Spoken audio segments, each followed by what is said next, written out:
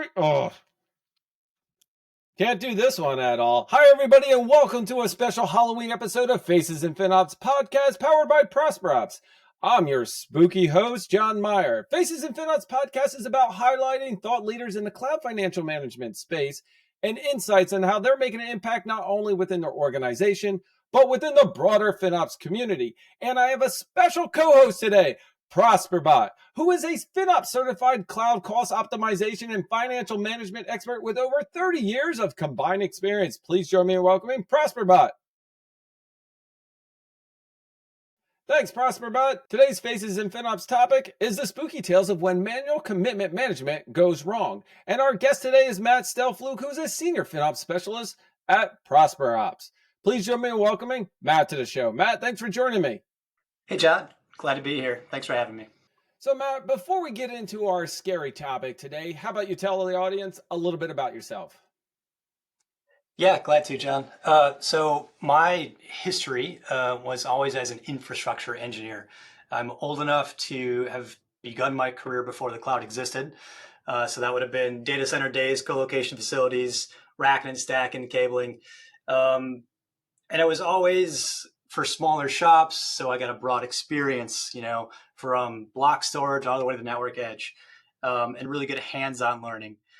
That segued into the cloud, and I've got about 5 years as an AWS engineer experience in my previous gig. And then I actually pivoted into a FinOps role kind of out of default. There was no one in my previous org that knew how to deal with it. Finance didn't want to touch it. Engineering didn't really have the skill set. So they said, hey, Matt, you have broad experience. Can you help us figure out where costs are going, how we can address some optimizations, et cetera, et cetera. And I sort of fell into it. So that's why I'm here. Well, Matt, what are you doing at your current role at ProsperOps?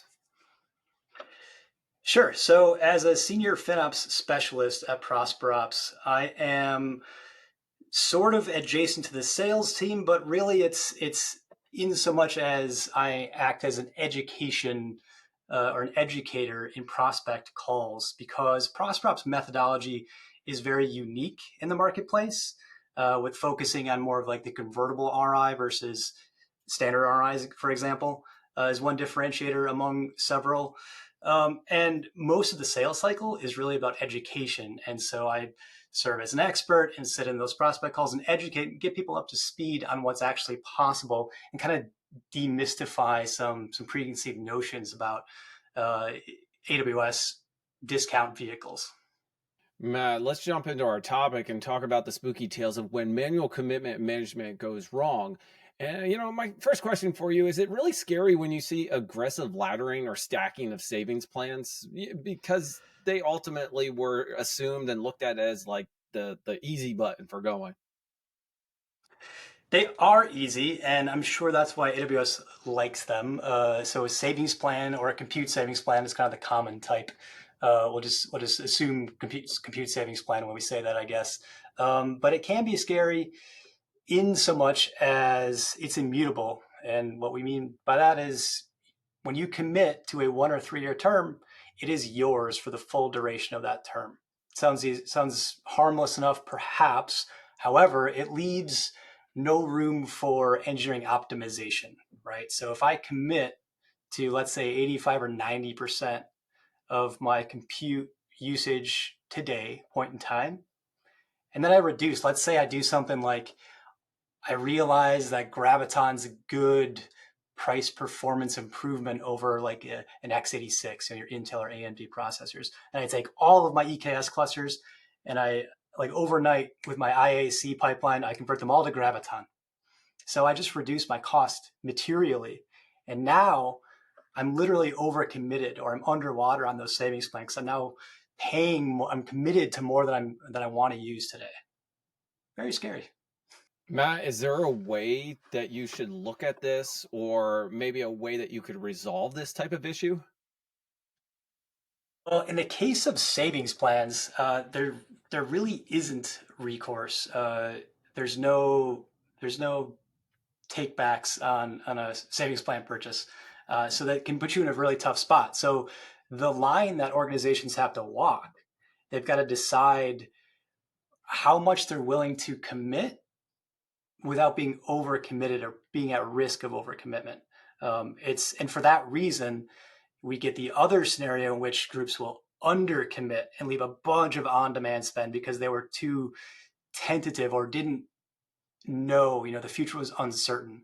The usage future was uncertain. And they were like, well, we might reduce in the next X months. It's hard to say. So we're just going to commit at, let's say, 50 or 60%, very conservative. Well, let's talk to ProsperBOT. ProsperBOT, what do you think about this?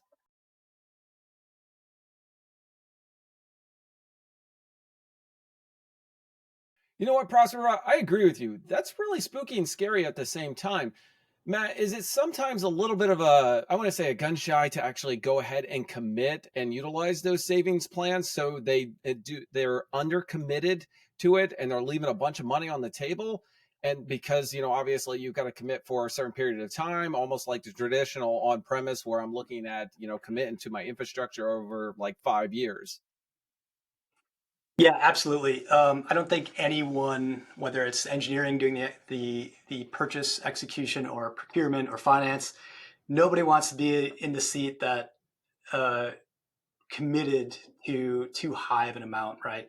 You don't want to be the person that's responsible for literally throwing away money because you optimized, or a common scenario might be we were doing migrations, we were lift and shifting, and we got some stuff wrong. And we thought we were going to spend here, now we're spending here, but we were committed, at too high of a level. Tricky situation, and for that reason, yes, absolutely correct. We see people or prospects in these initial conversations with too conservative of commitment, and then let's say you commit at 60, 70%, that means 30 or 40% of your compute is on demand or the public rate, the most you can possibly pay. On demand is the most easiest to use, but is the most expensive to use, correct? That's right. You don't have to commit up front to on demand, but therefore you've got to pay full price. Exactly. AWS has a number of tools for you to do a lot of savings from RI, CRI, savings plans. Matt, we've been talking about savings plans, but are there other AWS instruments that have a risk? Yeah, there are. So you're absolutely right. There's more than just savings plans with AWS. You've got reserved instances or simply RIs, of which there are mainly two flavors: standard RIs and convertible RIs. In terms of risk after savings plan, the standard RI would be the next most risky. And the reasons for that are pretty straightforward. So there's rigid rules around standard RI. Uh, so they do have disposability via the RI marketplace.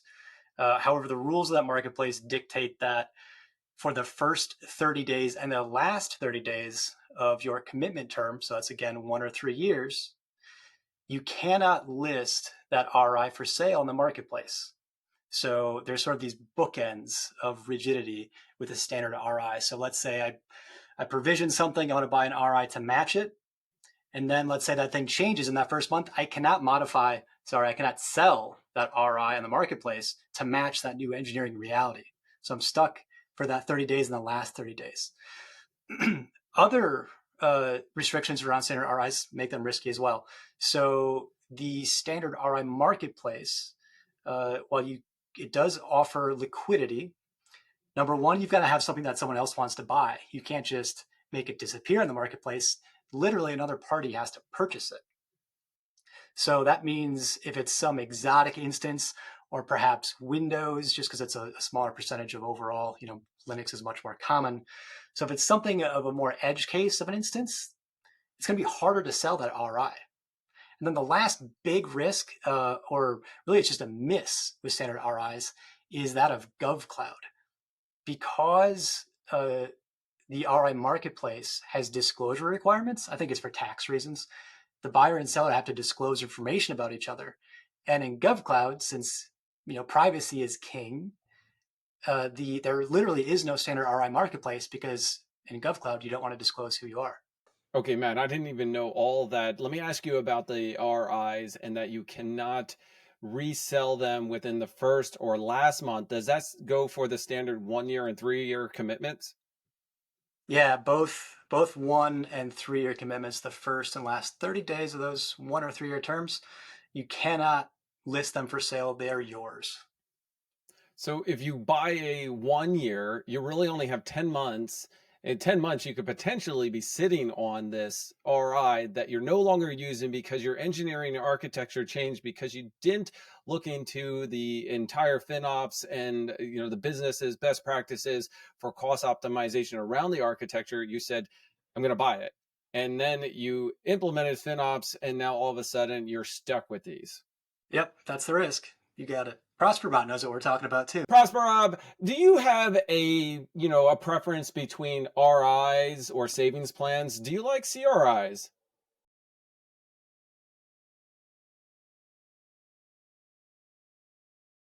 Yeah, I know. I'm a little partial to the savings plans being that they came out in 2019, but I do like them.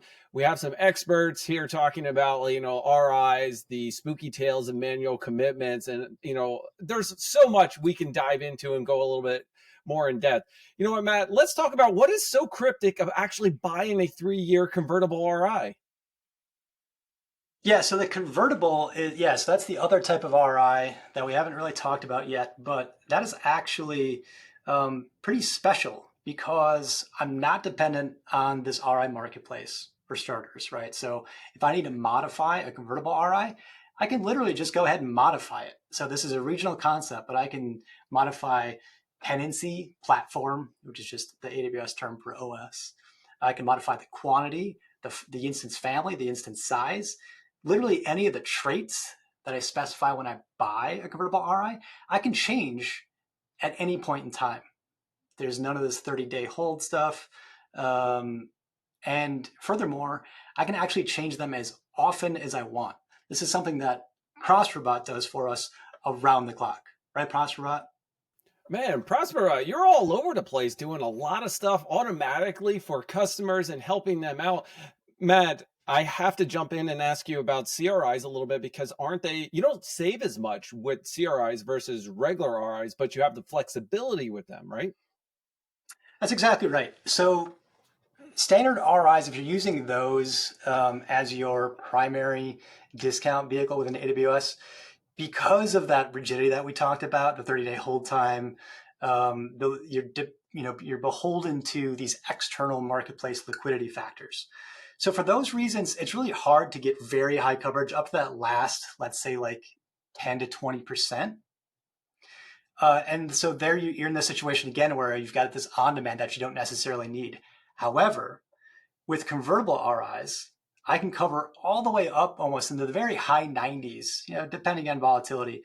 But let's say I can cover, pretty consistently like at 95% with a convertible RI because of their flexibility, because I can modify them as often as I want to match my new workloads. So if I change everything to Graviton or change everything to AMD or whatever it is, I want to take advantage of a new instance family that AWS released, right? I can literally just change my workloads and then modify my RIs at the same point. Now, this is hard to manage, but again, an autonomous solution like ProsperOps solves that problem for you. That is the one catch with RIs, I feel. They're hard to manage at scale. Imagine you've got thousands of instances and you make changes to even a fraction of those. Now you've got to change the same number of RIs to suit those new changes, right? So this is the challenge of it. But again, a platform like ProsperOps delivers autonomous savings and matches those RIs to the engineering realities around the clock. ProsperBOT, do you want to ask a follow-up question here to Matt?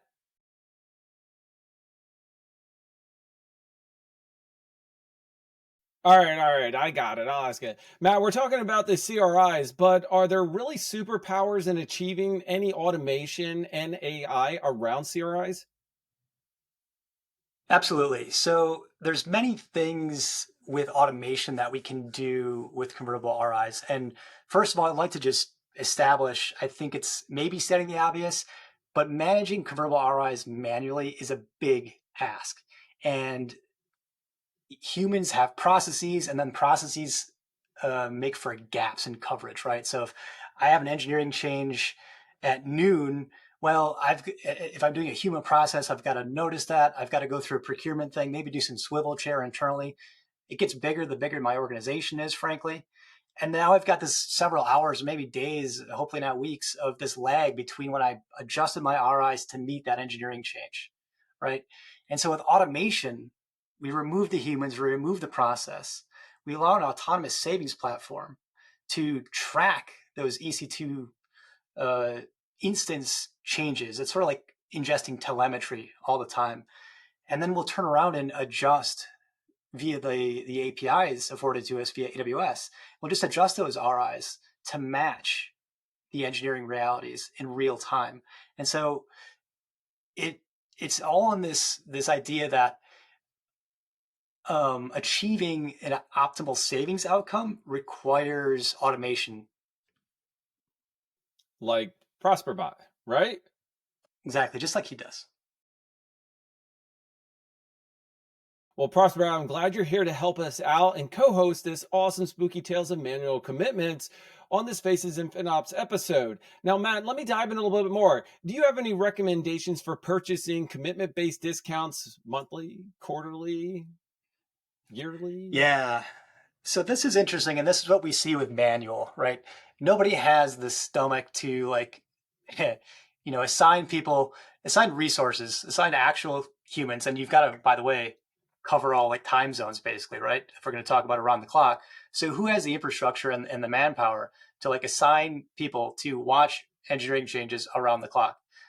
So they don't. And so for that reason, they establish a regular cadence that works for the business. And that may mean that, probably at the most granular, you're purchasing weekly. I see groups reassessing their standard RIs or savings plan commitments at monthly or quarterly, or even maybe every like 6 months only.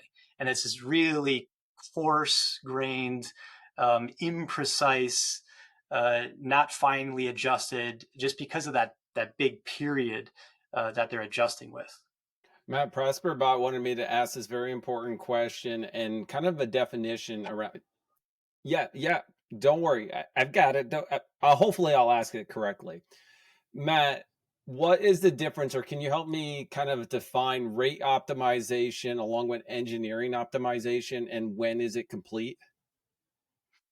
Yeah, so to demystify the two different types of optimization, pretty straightforward. I'll put it to you like this: your any cloud bill. It doesn't matter if it's AWS or anyone else, but your bill is comprised of what you used and how much you paid for what you use. So what you use is the engineering side, and how much you paid for what you use is what we call the rate.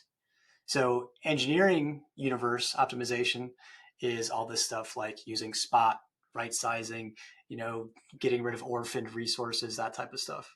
And the rate optimization says, hey, I don't care what you're using. I just want to make sure that for whatever you choose to use, wherever you are in your cloud journey, I'm going to make sure you pay the lowest rate, the best rate for whatever you're using today. And is it ever complete though between the two of them?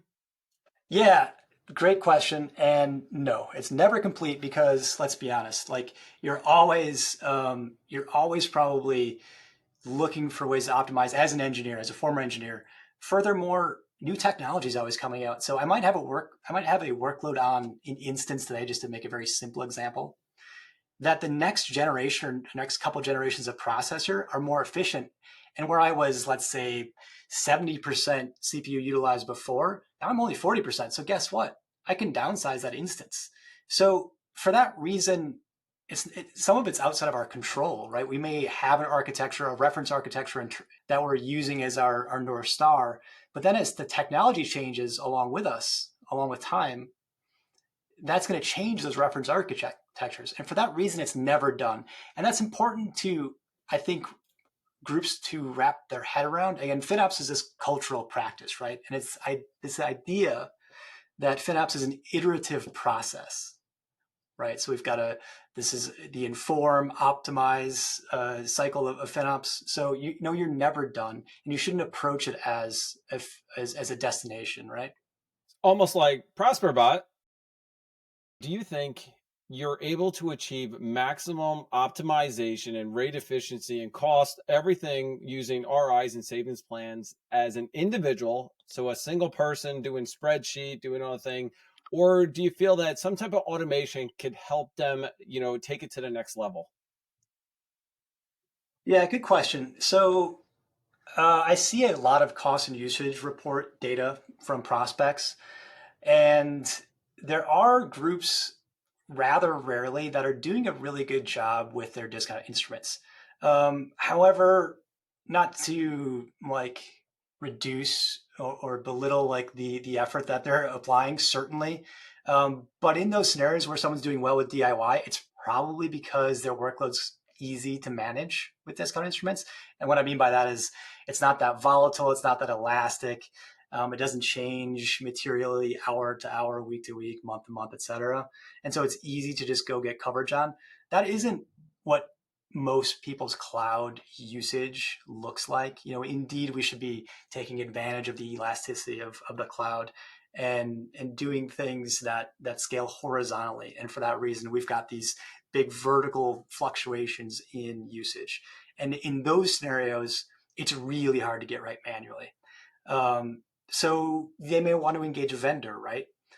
I also see vendors getting this wrong, or I see what I mean by that is we can tell when another vendor is trying to automate or has imperfect automation. We can literally tell because there's sort of fingerprints of human interaction with the discount portfolio, right? I can see that, well, you bought this RI at this time and you mean to do this monthly, but they're at different times of the day. Oh, there's a gap in this month.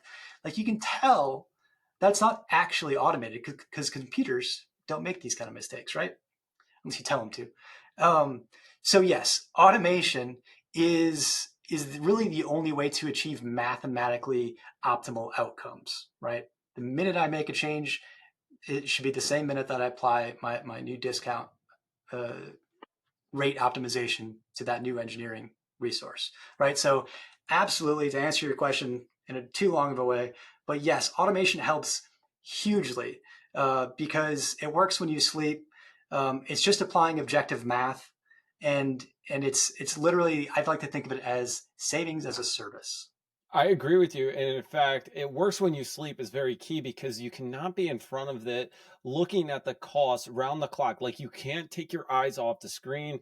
You have to understand where your workloads are doing. It's cloud is so variable as it goes along the way. And new employments always happen with engineering. And you need something to help you understand what's being utilized in the environment. I you know what? I think you can do it on a small shop. I agree if it's a static environment, right? But I still think there Right. are opportunities, whether the cost savings is going to be huge or not, there's still opportunities for some type of automation. And then you're set for when your company does grow. Couldn't agree more. Yep. Matt, before we wrap things up, ProsperBOT has a challenging question for you. I hope you are prepared for this. Are you ready? Let it rip. So, ProsperBOT wants to know the last question is if you didn't have to be here right now, and I'm talking at work, not this podcast, because you wanted to dress up and you want to do some spooky tales, where would you be? Where would I be right now on a Friday afternoon in chilly Minneapolis? I'd probably be uh, somewhere warmer, settling down with maybe a hot toddy. How about that? I like that. Yeah, yeah. I so ProsperBot, you agree? I think he says cheers in his own little way. Well, Matt, thank you so much for joining. This has been an awesome episode and a spooky tales of when manual commitment management go wrong. Matt, thank you so much. Thank you kindly. Appreciate it. All right, everybody. This has been another awesome episode, and in fact, a spooky episode around Faces and FinOps, powered by our good friends at ProsperOps. I'd like to thank our co-host, ProsperBot. ProsperBot, thank you for joining us. And be sure to hit that like, subscribe, and notify because guess what? We're out of here. Happy Halloween!